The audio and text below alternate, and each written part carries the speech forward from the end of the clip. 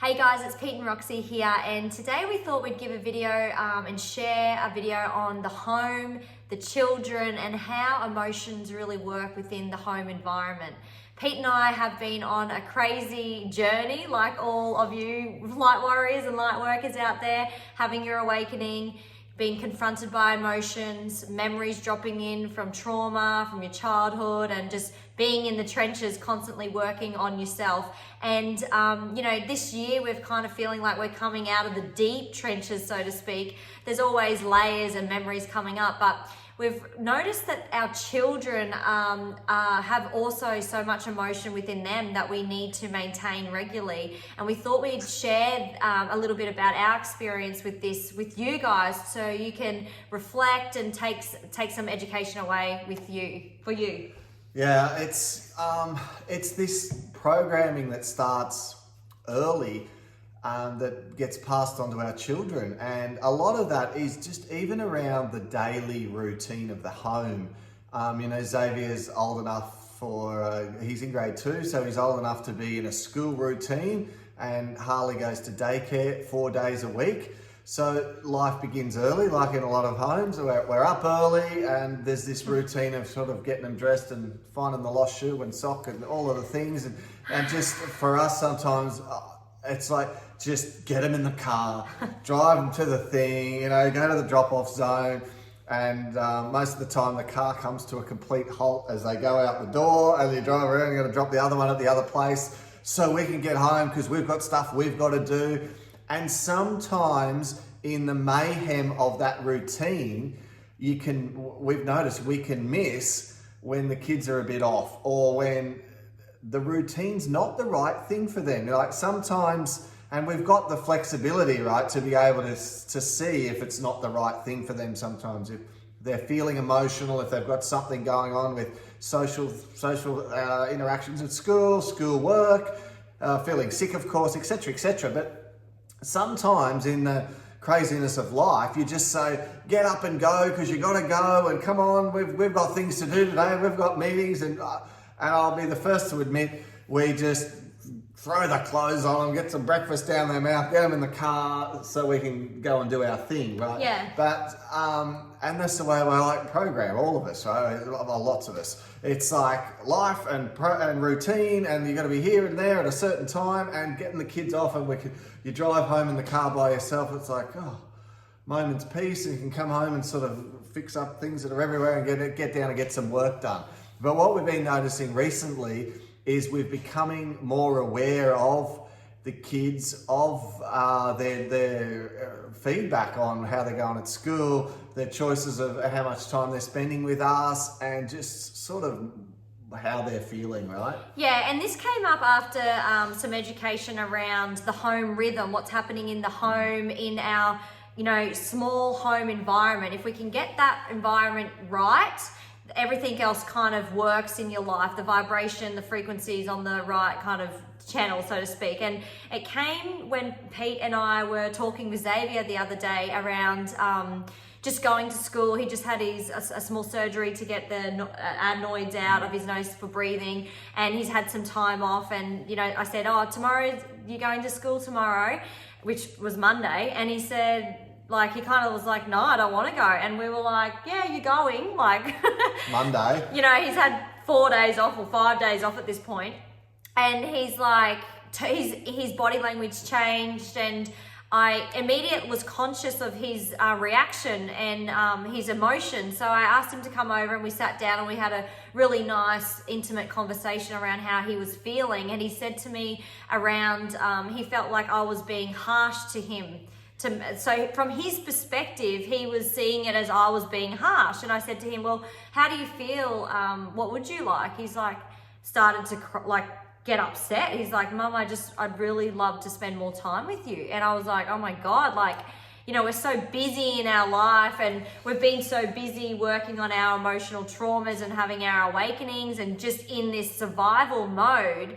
and building, our awakening business and trying to be of service and just managing life with all this chaos happening on the planet. It took a bit to get to that though. But it did. At first it was, why don't you want to go? And he was like, well, if my nose bleeds, I feel like I'll get embarrassed, because if he runs too much or he does too much activity, he could get a nosebleed because this operation's been done. Yeah. So then we went there first, and he goes, so then I'd be embarrassed, and what would people think? And we kept going. We kept asking, so how would you feel? What would people think? All of this, like trying to get beneath what was really happening and going on, and just through our own processing of emotion, realizing that there's a layer, and putting it back to a core emotion that's been set up as in our childhood experiences, and linking it back. So we were able to navigate this quite easily, but just keep continuing that dialogue with him. Yeah, so it was all about the school and the embarrassment, and of course we're just own it. Say, hey, last week I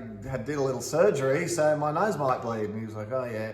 But really, what it was about is he'd had his brother around the whole weekend. His brother's a big personality, and I think he just wanted to have a day home with mum and dad. He just wanted a day with us in our space and to do what we do. Anyway, long story short, we just decided to let him stay at home, but he had to do his schoolwork. He had to do a page of writing, and he had to do some math, which he loves that. And he had to read some pages of his novel, which he's moved on to now. And he had tasks to do, and he did them. He sat there and he did his writing and he did his different things and came over and showed me. Yeah, it was really nice. Like, we had to still work, and we said, look, mate, we have work and we have clients on, and he's like, that's okay. I said, so, but I really want you to do these things like Pete just mentioned. And he was really up for it, but he just wanted to stay with us and have that nurturing. And I realized we've been so busy, and most families are so busy, we don't get time to really check in with our children about how they're actually feeling and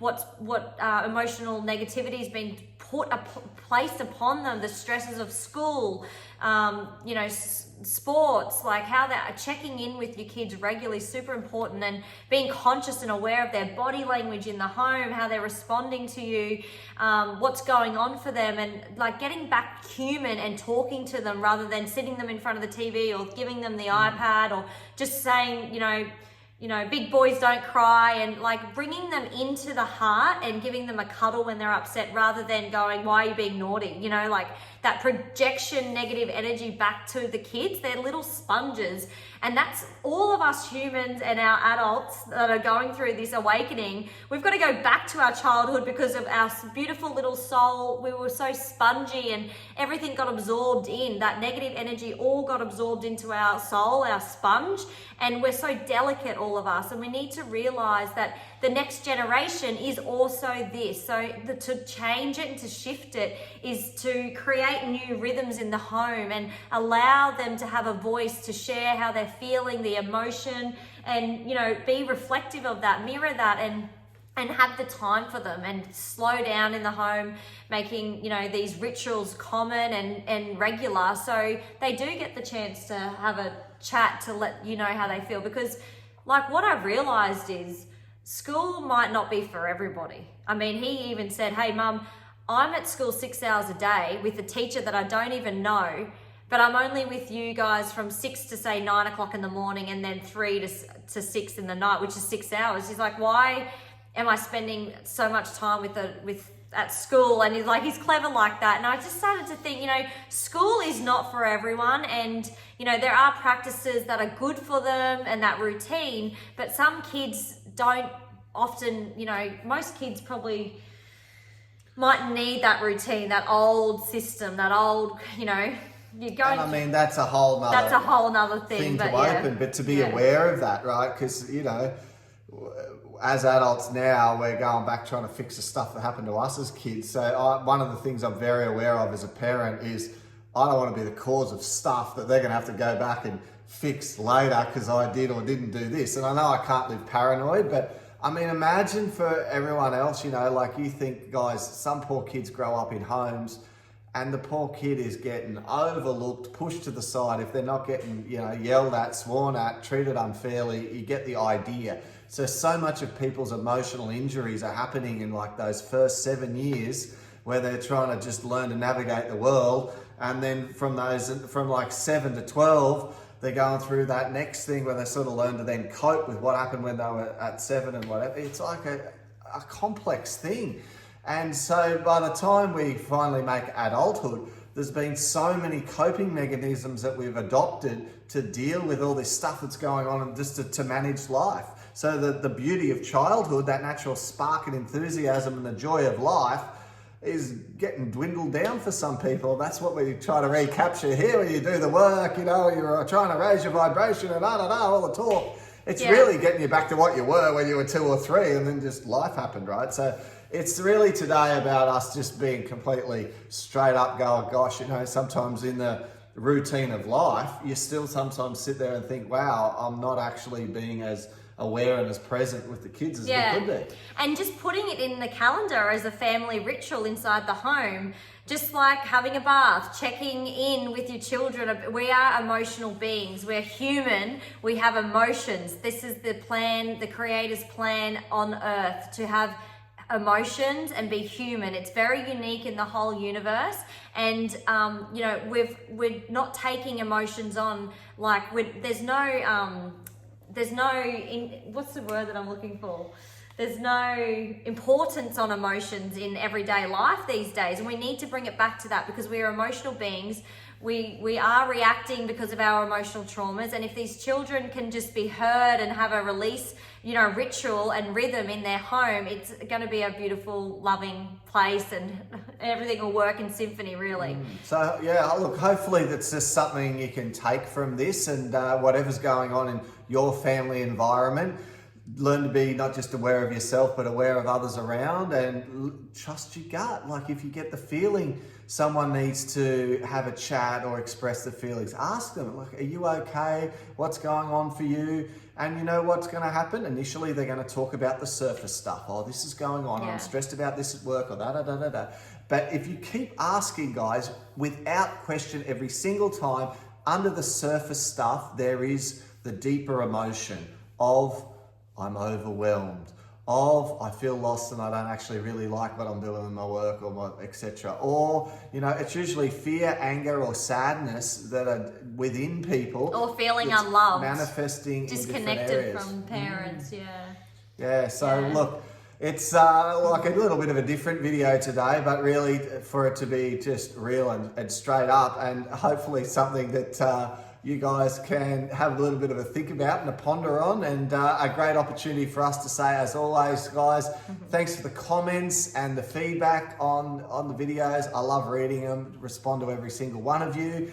And thank you guys for liking and subscribing. Our channel's really growing nicely. And look out for us on Facebook. Our Spiritual Awakening Education page on Facebook is growing rapidly, and we're checking in there with different information for you guys weekly as well, and as well as a whole lot of friends from all over the globe sharing all sorts of interesting information on awakening. So check that one out as well. Spiritual Awakening Education Group on Facebook. Fill out all the questions, I'll check you out and have a little snoop, and if I like the looks of it, you'll be in.